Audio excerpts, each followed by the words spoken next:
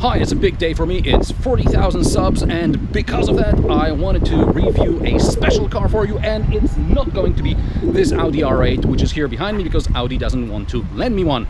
I don't know why. Why don't you ask Audi? But anyway, here's a review of another pretty special car, so thanks a lot for sticking with me, and I'll see you later. This is a Tesla Model S. You asked me a number of times to review it. Unfortunately, there is no official distributor in Poland, but one day a friend visited me and he drove up in one of those. I'll try my best to tell you what it's like to drive a Tesla, but if you want to see what it's like to own it in Poland, check out his fan page. And now, thanks again for 40,000 subscriptions, and watch my first close-up encounter with a Tesla. Hello, and welcome to my passenger who doesn't have his seatbelts on. No, you don't. Yes, I don't have any seatbelts on. Blame me. Right, okay, I'll hold the camera and he'll put his seatbelts on and I'll tell you where I am.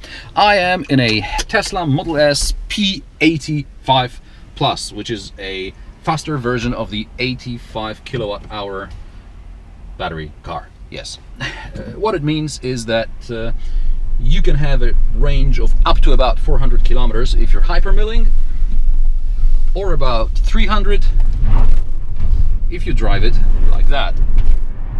It's mind-blowingly fast. It's got about 4 seconds from 0 to 100 kilometers per hour, and I have to slow down because I know the police like to lurk around here right behind this corner because nobody can see them. Anyway, this car has the performance of a BMW M3 or a Porsche 911 whatever Turbo S Carrera something. All this performance you get at the cost of about 2 liters per 100 kilometers. That's if you convert the price of petrol in Poland into price of electricity. That's if you charge it from your home socket. But you can use superchargers, which are free for Tesla, at least for the models with the supercharger option, because the base model, which is P70 I think, doesn't have supercharger option as standard. You have to pay extra and then you can pretty much buy this one. So that's pretty cheap to run. It's got a warranty during which they will replace pretty much everything. In this car they've replaced the motor already, and I think some part of the roof because it was making noises. And yeah, that sounds pretty good until you hear the price tag, which is about 110,000 euros when this was new in 2014. So it's not exactly your cheapest car, but then if you're talking about cars like a Porsche 911 or a BMW M3, you're in that price range, more or less, especially if you tick all the options. What do we have here? We have a huge tablet. When I mean huge, I heard this is big, but this is like my hand big.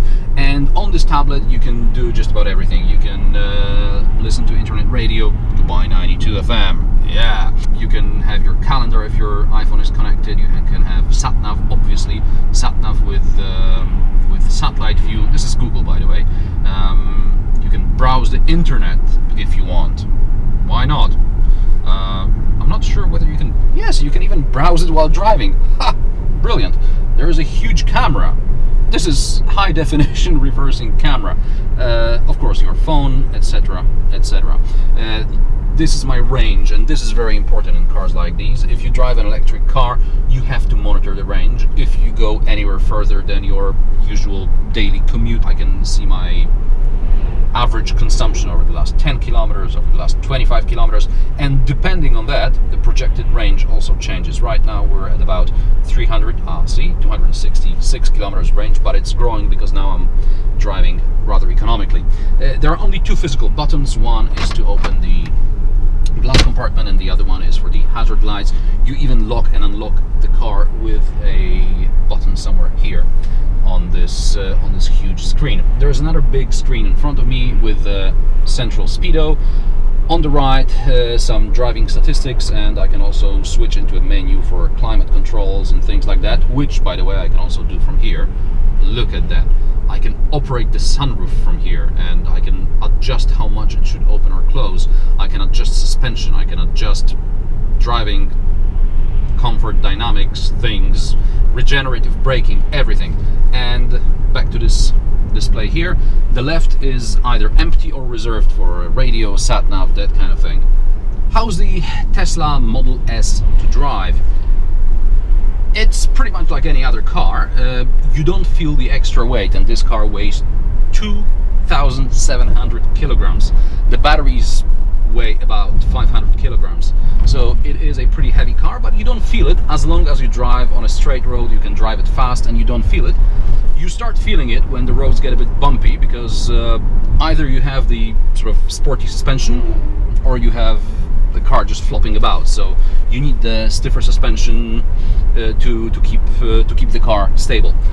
When braking, you can start feel the extra mass, and the brakes usually probably need replacement pretty quickly if you brake hard. If you don't brake, you can use regenerative braking, and if you have a lot of space, you can just regenerate it, brake regeneratively. Can you say that? I don't know. And it's a normal fast car to drive. I've got a couple of notes here. Okay, so this car, you can charge it either from a supercharger, which will probably take 20 minutes, half an hour. Unfortunately, we don't have superchargers in Poland at this moment, although one is being constructed as we speak. The P70 doesn't have supercharger, but unless you pay extra, all the other cars do.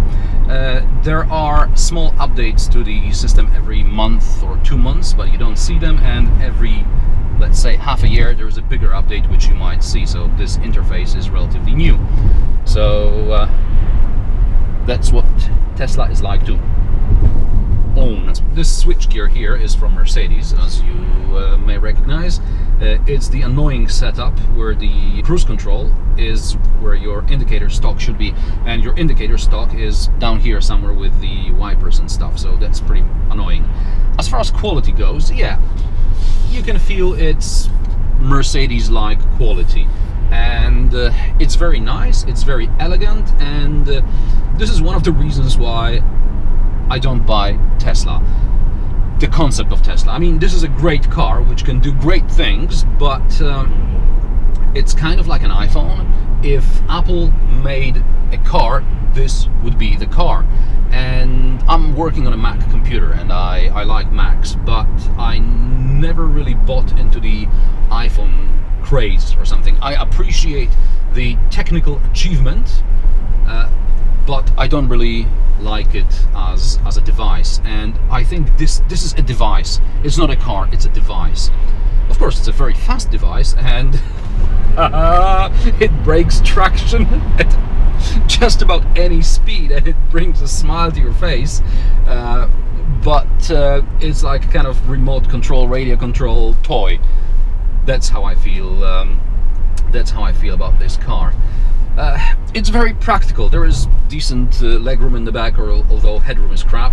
It's got a decent sized boot in the back and also in the front, unless you go for the dual motor or four-wheel drive option, then the boot in the front is a bit smaller. But otherwise, it's a very practical device. The problem with this practical device is that it's very serious. It's not sort of your tongue-in-cheek BMW i3 or Nissan Leaf, which looks like my fridge. It's a very serious car, and if you think there is something wrong with it, Elon Musk will give you a call and tell you to fuck off.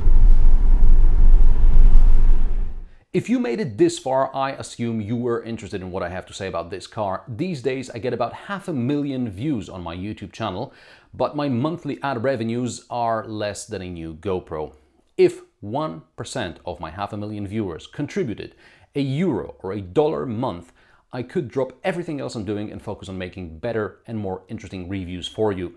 Think about that, and please contribute to my Patreon or PayPal. You'll find the links in the description below. Thanks a lot.